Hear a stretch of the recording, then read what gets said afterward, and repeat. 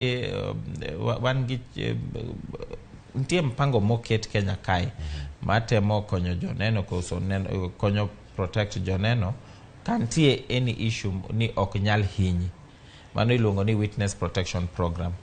To kirango maber ineno jo Kenya kae gin joma aparo ni either wan gi teko moro ma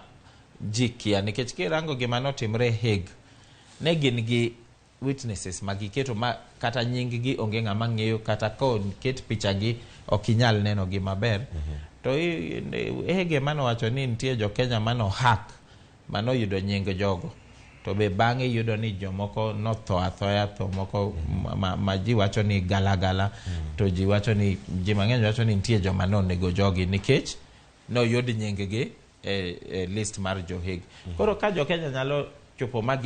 giyudo list mopand e piny maoko ma Hague. Koro Kenya kae ka in kae to oketi ni in janeno, to oketi ni ji neni maber ni in janeno, to ji ong'eyo kumidake, ji ong'eyo oweteu, ji ong'eyo minu Cleophas, onge kuma inyalo pondo Kenya kae. Koro aparo ni mago be nyalo miyo ni kata commission koket nitie joma ok nyal wuoga fully to nyiso wa gik moko. Emomiyo ineno kata sani ng'ama temo nyiso wa ni oyudo information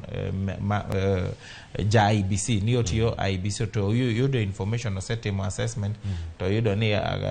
kien Raila Odinga no yomba maber 57%, ok nyal keto kata nyinge nikech en be oluor ni anyalo timo mano